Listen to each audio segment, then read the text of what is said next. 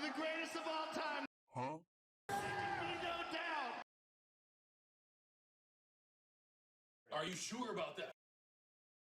Amy, may I ask you to look something up?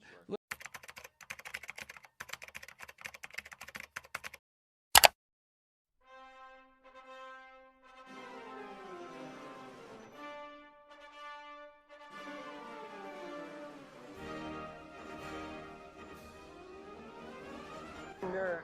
I hate you. I hate you. I hate you. I hate you. You nerd. I hate you so much. A black man can't drink. And getting elected into the Hall of Fame, and now this is what I got. You. Officers, I hate you. I hate you. No, please don't. Okay, I can't breathe, bro. I didn't do nothing. I got hurt. John, all my friends are brothers.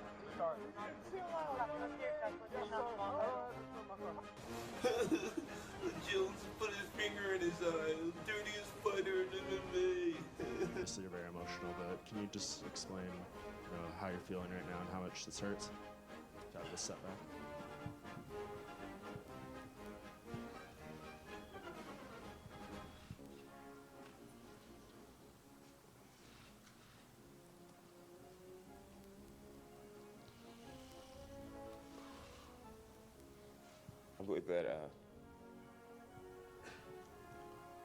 I believe that something good will come from this. I'm sorry that I'm crying.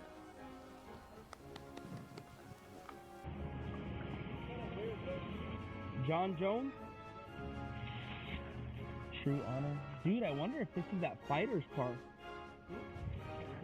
Charlie 523 and 521. Bro, The caller's advising that the weapons are all locked in the safe. Well, he's fucked. Cadillac.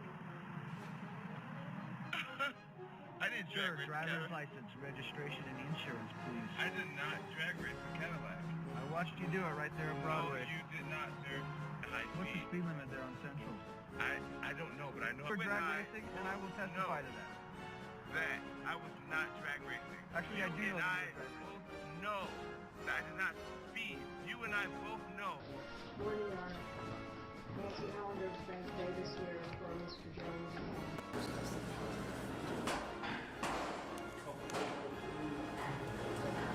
Johnny Bones, a.k.a. Sexual Chocolate Jones!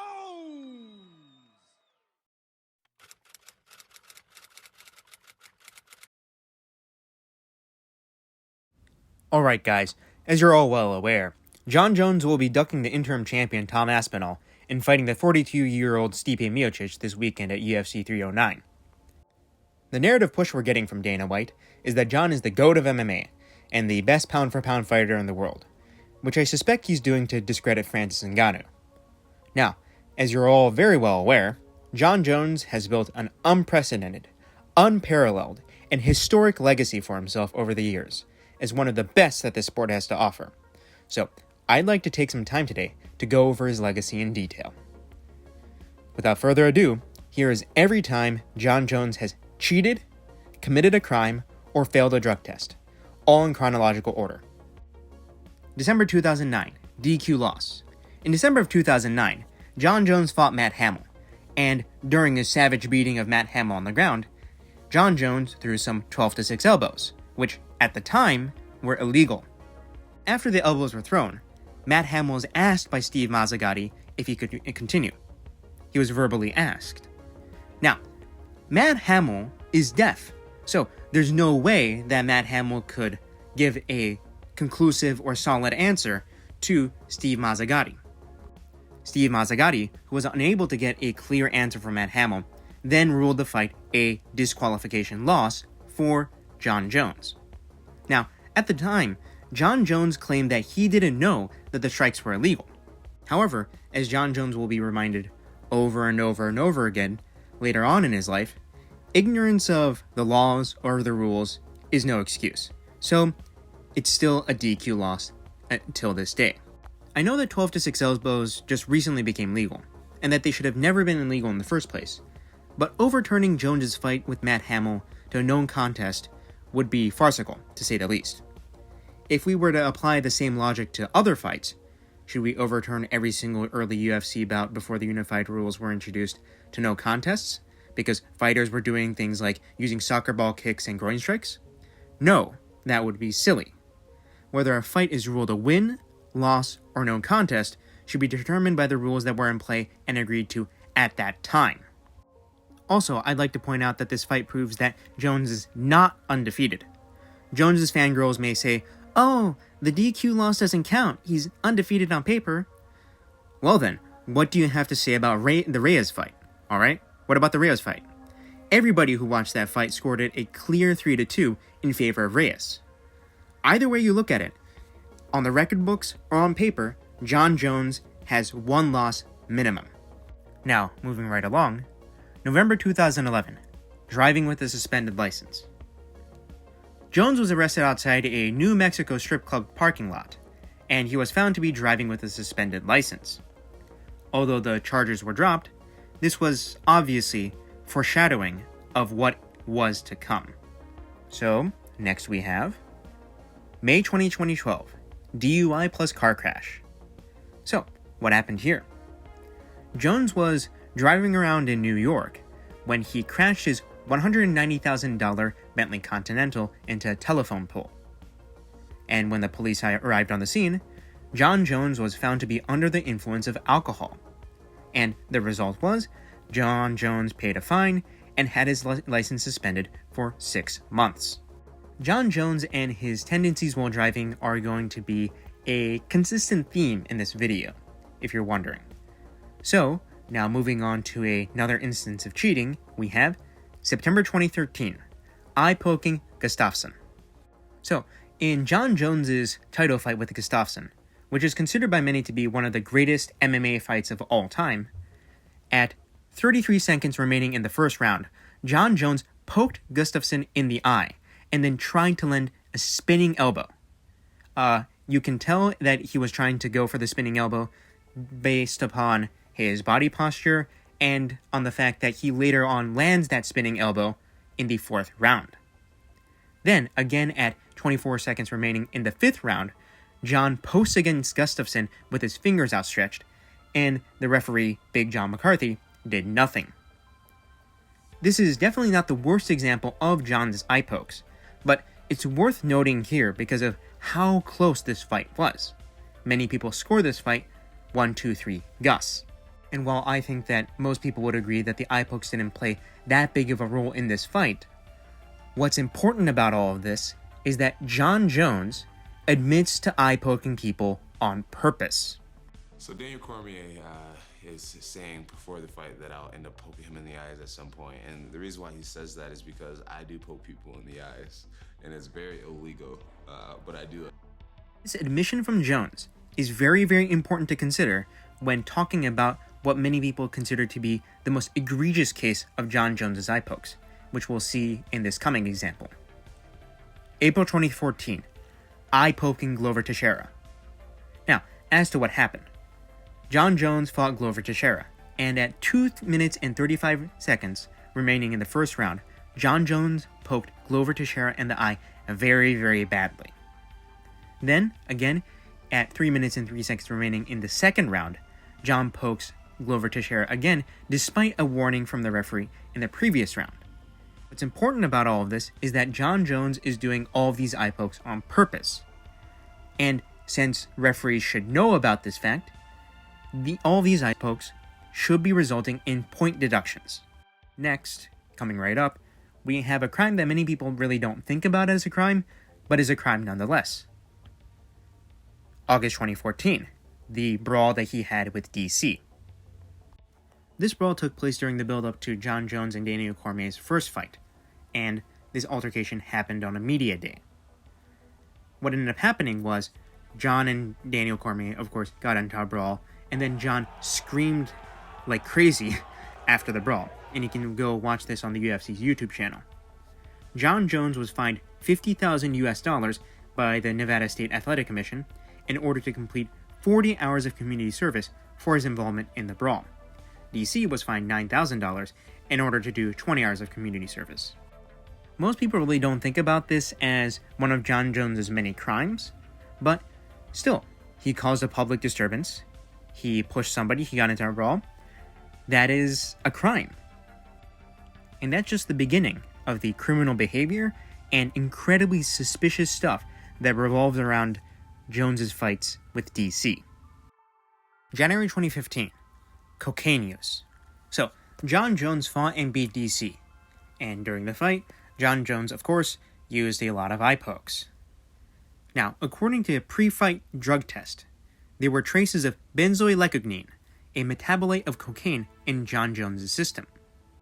So, in addition to this positive drug test, John Jones has also openly admitted to taking cocaine before this fight with DC. I beat you after a weekend of cocaine. After this scandal, John Jones voluntarily went into rehab for 1 day and then left. And for this violation, John was fined $25,000, and, well, that was the end of it, really. He faced no other punishments. However, besides the cocaine, what's suspicious about the drug test from the first DC fight is that John's testosterone levels were abnormally low. According to the drug test, John Jones's testosterone to epitestosterone ratio was 0.19. Now, in normal males, testosterone to epitestosterone ratio is typically that of 1. So John Jones's ratios are that of a woman or a castrated male. So here, I would like to retroactively declare the existence of a mythical fighter, the John Jones that beat Daniel Cormier, who is considered by many to be the second greatest light heavyweight of all time. In that first fight is Femboy Jones. Johnny Bones, aka Sexual Chocolate Jones! And I mean, a guy who chooses Sexual Chocolate as his fighter name, if he talks about himself like that, I'm sure he'd enjoy being a femboy too. But anyways, getting back to his test levels, here's what Derek from More Plates More Dates had to say. Jones notably had an abnormal testosterone to epitestosterone ratio at the start of 2015. So in this article, it outlines his test results and how they are supposedly a sign of not doping. So Jones' ratio of testosterone to epitestosterone in 3 tests were 0.29 to 1, 0.35 to 1, and 0.19 to 1. The normal ratio for an African American male is 1.31 to 1. For Caucasian and Hispanic men, it's about 1 to 1, and for Asians, it's about 0.7 to 1. So basically what this ratio is it's showing how much testosterone you produce, and epitestosterone is essentially a metabolite that is created endogenously in your body, and you otherwise maintain a pretty normal physiologic ratio of about 1 to 1 for most people. And this is something they use to catch people using bioidentical hormones, namely testosterone. So basically, if you have an elevated testosterone to epitestosterone ratio, it would otherwise indicate that you're probably using exogenous testosterone, because why would you have a elevated level? So the problem with this is the amount of leeway they have. So the threshold back then was 6 to 1, which is extremely lenient, and has since been reduced to 4 to 1, which is still lenient. But the notable thing here is if you were using exogenous testosterone, your testosterone to epitestosterone ratio would likely be high. And this is where, like Overeem got popped for having a testosterone to epitestosterone ratio of like 14 to 1 or something. Chael Sonnen got popped for a super high one as well. This would indicate exogenous testosterone use. If you had a super low testosterone to epitestosterone ratio, that wouldn't indicate exogenous testosterone use likely. Rather, it would indicate that you're using a synthetic anabolic androgenic steroid that's suppressing your endogenous testosterone production, suppressing your HPTA, which is why you would have such a low testosterone to epitestosterone ratio, because otherwise, why would you be producing such a little amount of testosterone? It would make no sense. And the amount of testosterone a natural male produces is about 600, 650. On average, about 613 nanograms per deciliter. In the 3 tests given to Jones, not only did he have the low testosterone to epitestosterone ratio, which indicates testosterone suppression, he had testosterone levels of 180 nanograms per deciliter and 59 nanograms per deciliter, and those are the levels of a dying 90-year-old essentially, or somebody who's using exogenous anabolic androgenic steroids without question. So breaking that down, Derek is saying that a high testosterone to epitestosterone ratio means that there's a strong likelihood that somebody is using synthetic testosterone. But if the test levels are too low, there'd have to be something replacing the missing testosterone. Otherwise, John wouldn't be able to function as a human being. Now, as for the actual testing that was done on this sample from John Jones, quote, the WADA-accredited lab utilized by the Nevada State Athletic Commission for UFC 182 found no evidence that the UFC light heavyweight champion John Jones used exogenous testosterone. So, we know 100% for sure from the carbon isotope testing that John Jones did not use testosterone. But what we don't know is if John Jones used something to replace his testosterone with. And spoiler alert, there will be a drug mentioned later on that was found in John Jones's system that can be used to play the role of testosterone. Now moving on to an incident that I'm sure everybody here is familiar with. April 2015, the infamous hit and run. Okay. John Jones? So, what exactly happened during the hit and run? Well, John Jones was driving around Albuquerque, New Mexico in a rented silver Buick SUV. John Jones ran a red light and then crashed into a car, leading to a three-way accident that injured a pregnant woman and broke her arm. John Jones then fled the scene at first, but then returned to grab cash from his vehicle. And when police searched John's car, they found a marijuana pipe and a box of condoms. After the incident, John Jones was stripped of the UFC light heavyweight title and banned from competition for an entire year. John Jones pleaded guilty to fleeing the scene of the crime and was sentenced to 18 months of probation and required to do 72 counts of youth and charity outreach. So basically, he would have to go around and talk to kids at schools about why they shouldn't do what he did. So yeah, I think it's established at this point that this guy is a pretty awful person. And moving right on to another crime, we have March 2016, drag racing charges. Cadillac. I didn't driver's license, registration, and insurance, please. I did not drag race the Cadillac. I watched you do it right there on Broadway. No, you did not, sir. So, just 6 months after being sentenced for the hit and run, John was cited by police for drag racing.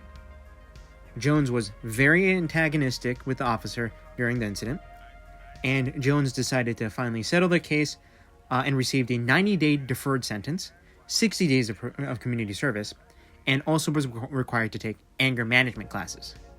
He also would need permission from his parole officer to drive from that point onward.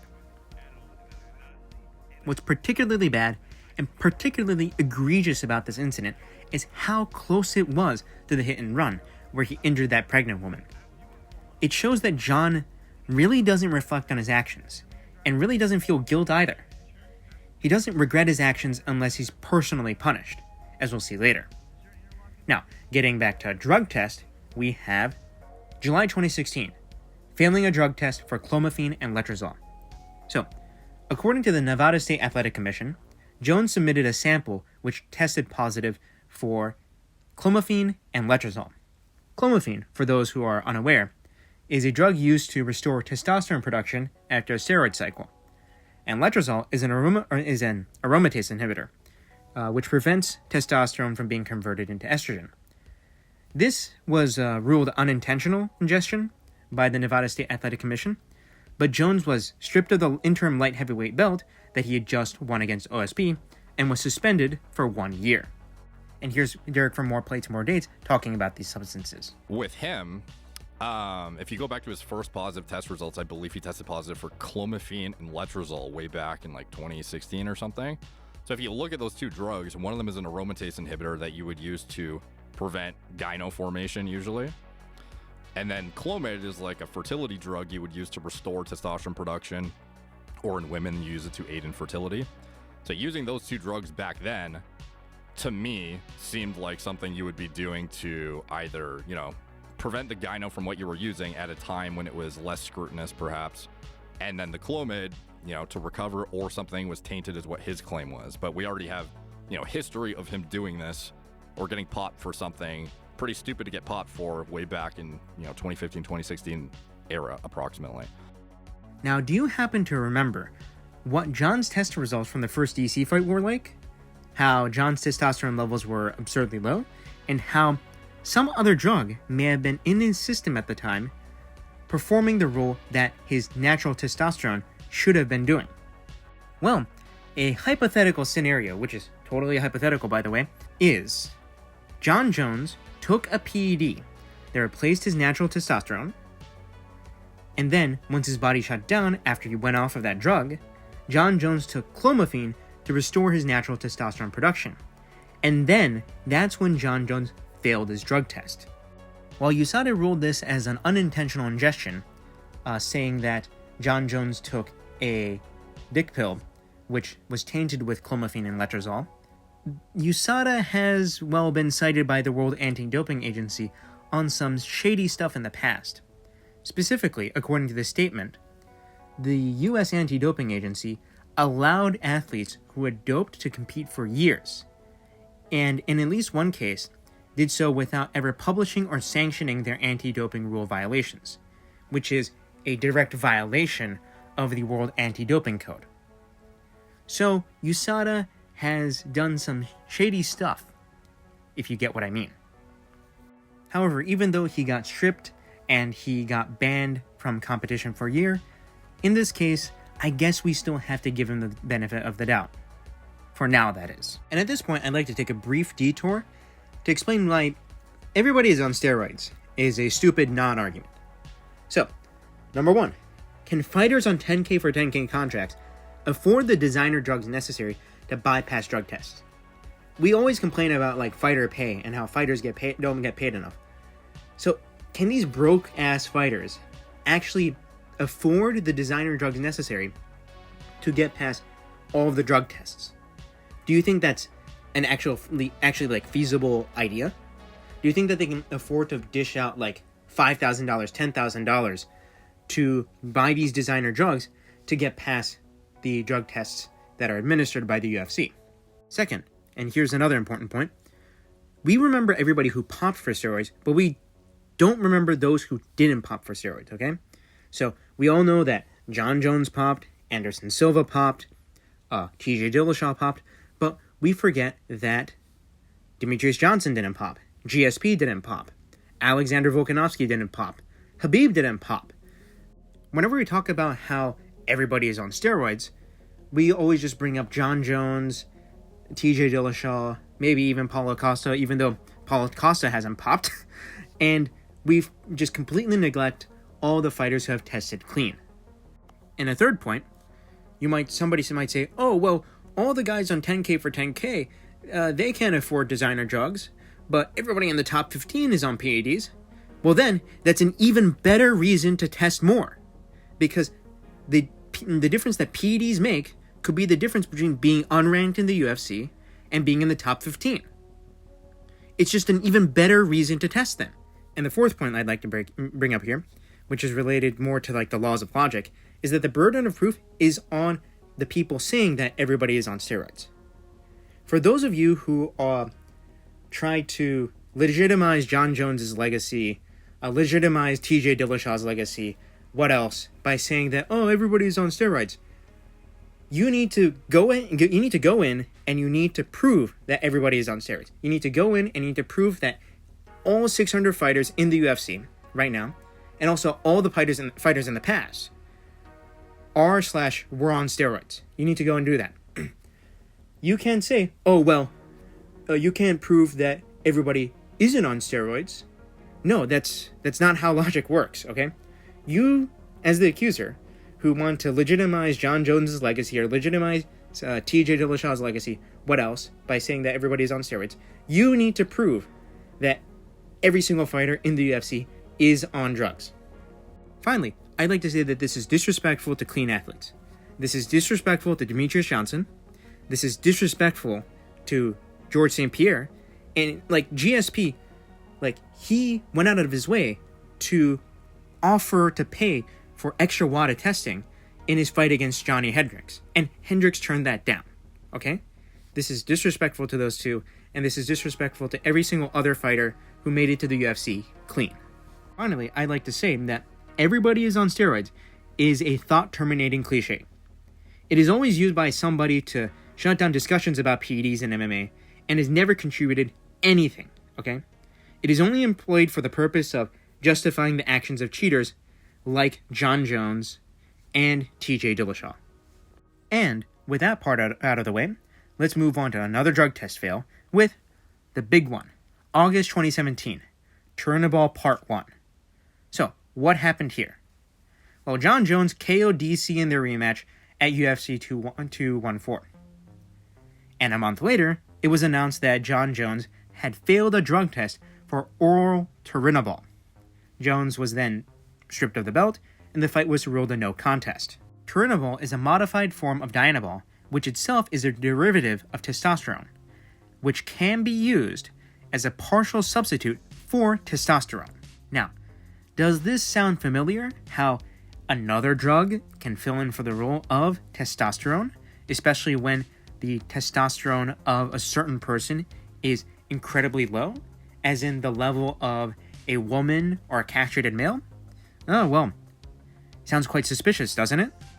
And now, although Jon Jones and his team submitted all sorts of supplements, foods, medication, etc., none of that was contaminated with Turinabol.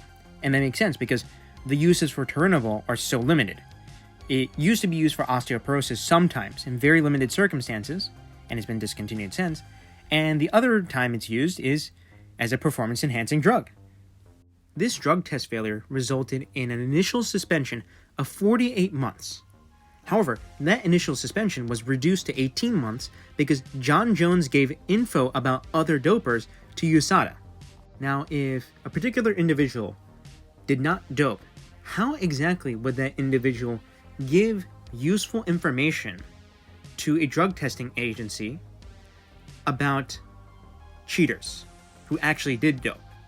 So you're saying that a non-doper gave useful information to a drug testing agency about actual dopers.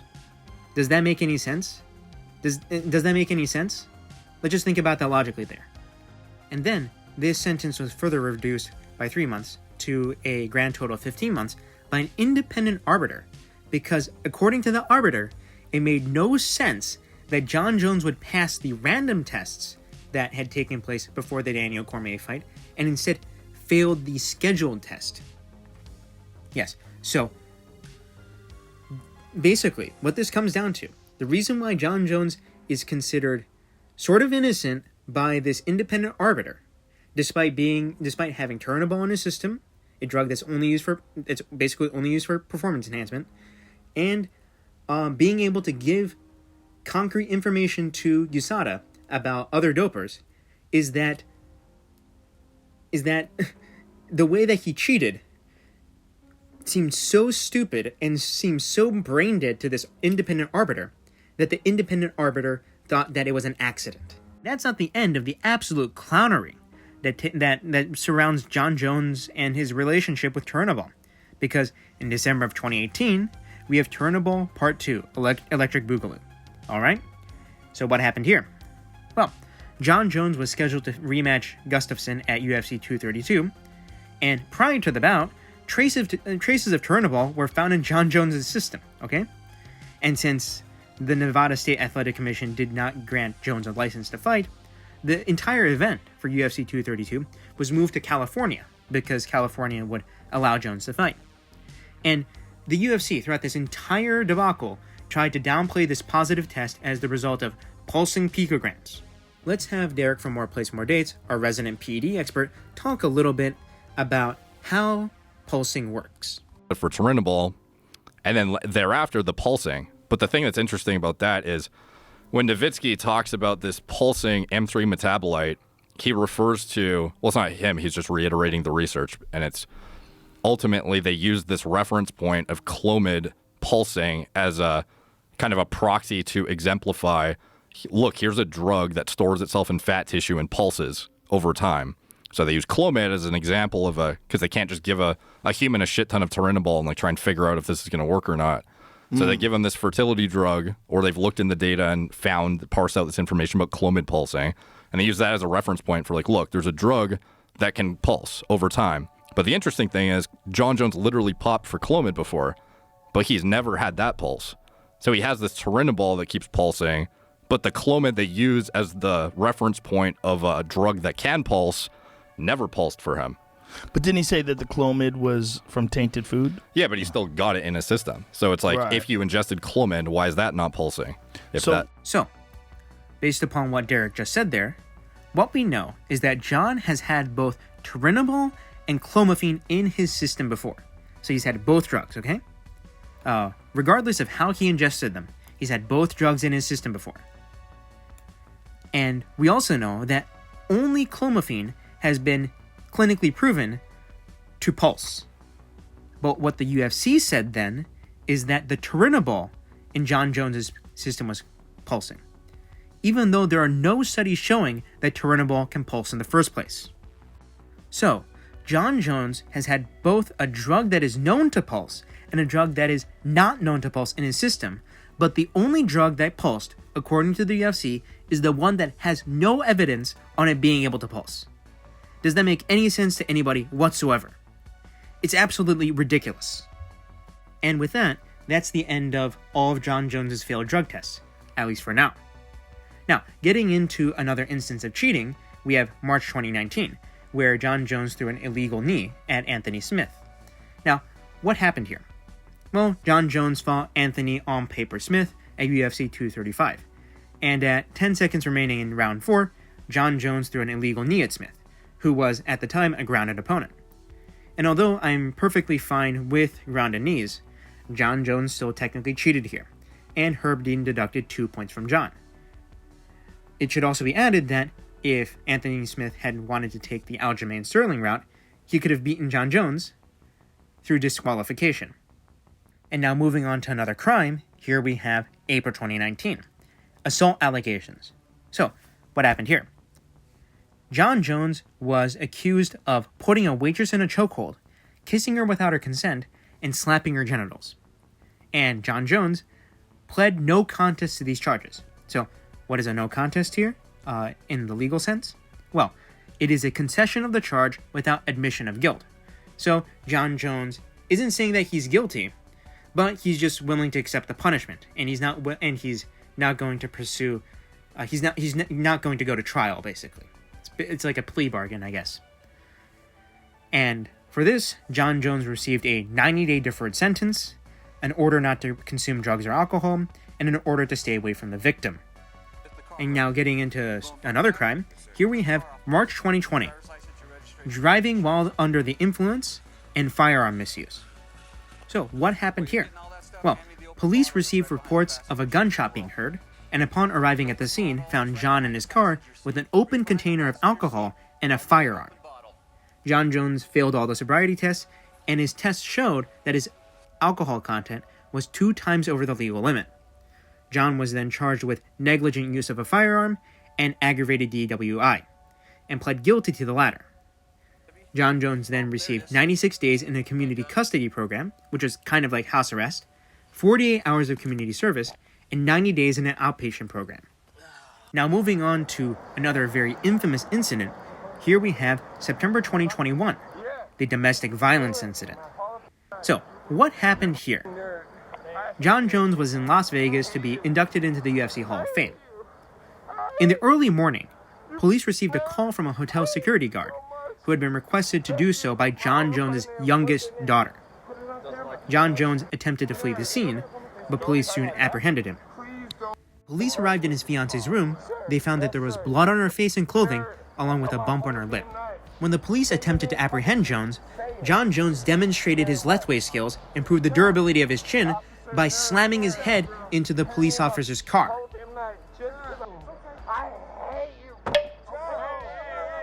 When John Jones committed this felony charge of tampering with a police vehicle, we got a new mythical fighter, Lethway Master John Jones, a fighter with a forehead capable of denting steel and an unbreakable chin fueled by alcohol. I would like to add that during this arrest, John Jones continuously threatened to break out of his change and start a fight with the officers, all while yelling, "I hate you!" The domestic violence charges against John Jones were dropped, but he pleaded no contest to tampering with a police vehicle and paid a $750 fine. Jon Jones was also banned from Jackson Wink, the MMA gym that he had been training for like decades, 3 weeks after this arrest. And now finally, we come to his most recent crime, the March 2024 incident where he threatened a PED sample collector. So what happened here? An agent from Drug Free Sport International, which is the organization that replaced USADA, visited Jon Jones's house at around 4 p.m. When the agent interacted with Jones allegedly threatened to kill her, took her phone, and, well, caused a disturbance in general. And according to the agent, Jones said, quote, "Why you effing people come so early? Do you know what happens to people who come to my house? They end up dead," unquote. Jon was charged with assault and interference with communication, which are both misdemeanors. And Jon avoided trial by agreeing to take anger management classes. After all of this, after all of the crimes, all of the cheating, and all of the failed drug tests, I think that us MMA fans are left with a choice. And I would like for you guys to think about this choice like you would between drinking from a pure, untainted glass of water, or drinking from a gallon jug that was filled in the river Ganges in India, alright? Which is filled with, human excrement, dead bodies, parasites, all of that. So, you have a pure glass of water, there's a little bit less of it, but you have a pure glass of water, and then you have a gallon jug that was filled in the river Ganges. This is how I would like for you guys to think about when having GOAT discussions regarding whether Jon Jones is the GOAT of MMA or not. If we look at the two other GOAT candidates, George St. Pierre and Demetrius Johnson, well, they both have more losses than Jones. GSP has more losses than Jones, although both of those losses he avenged. And DJ has 4 losses, although he has beaten everybody at flyweight. So he beat, Henry Cejudo, and he also beat Adriano Moraes and won. So yeah, both of those guys have more losses than Jon Jones, and they have like fewer title wins, right? However, you then look at Jon Jones, all right? And although Jon Jones, he only has 1 loss, regardless of whether you think that the Matt Hamill loss, a DQ loss is a loss, or the Dominic Reyes robbery is a loss. You have to say that he has 1 loss, okay? No matter what, he has 1 loss. No excuses. And he has 4 failed drug tests, okay? 4 failed drug tests. 1 for cocaine, and then 3 for PEDs, okay? Then he has multiple instances of cheating. Eye pokes, grounded knees, all sorts of stuff like that. And of course, that's leaving aside the sort of like in the gray rule part of MMA stuff that he does, like the knees, the oblique kicks, stuff like that. Okay? And then on top of all of that, Jon Jones is a serial criminal, a serial violent criminal who, after he retires, God knows what he's going to do. Like, if you look at the amount of crimes that he's committing, it's ramping in a way. It's ramping up, There was a time span during which he didn't commit too many crimes, back when he was failing all those PED tests, right? From like 2016, so from like July 2016 until March 2019, so like a 2-year time frame where he wasn't committing any crimes. But then, after that, April 2019, assault allegation. March 2020, driving while intoxicated and firearm misuse. September 2021, domestic violence. And then, most recently, March 2024, threatening that drug-free sports agent. As you can tell, like, this guy is committing more and more and more crimes. All right?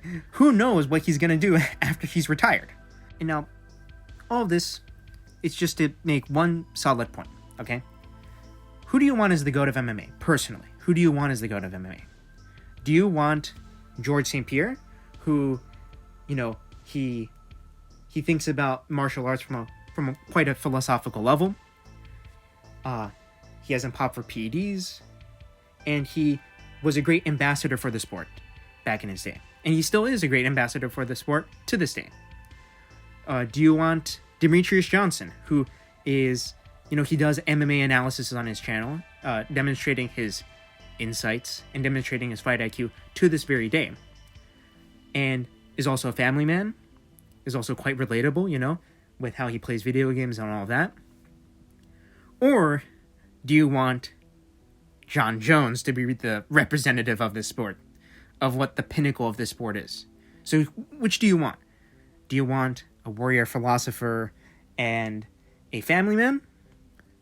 Or do you want a violent serial criminal who,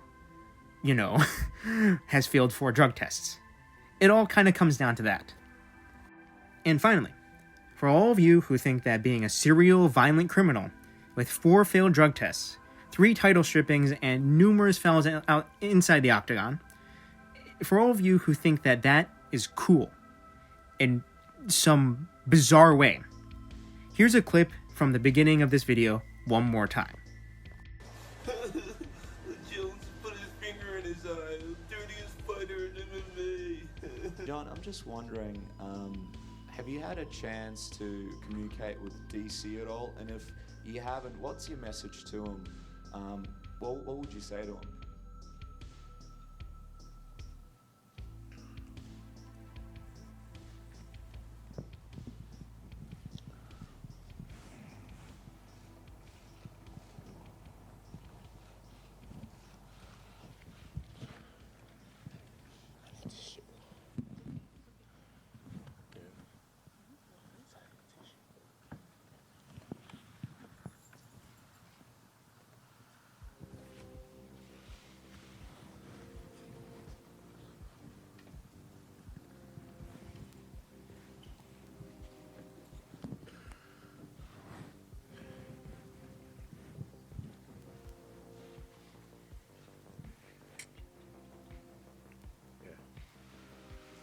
I haven't had the opportunity to talk to him.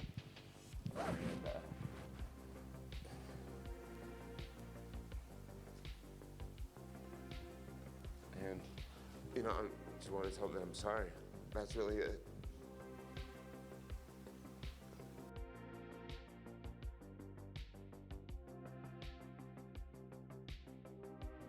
Being a violent criminal with substance abuse issues does not make you a badass. It does not make you cool in any way whatsoever. It just makes you a violent criminal who needs to be monitored for the rest of your life so that you don't harm anybody else. That's all that there is to it.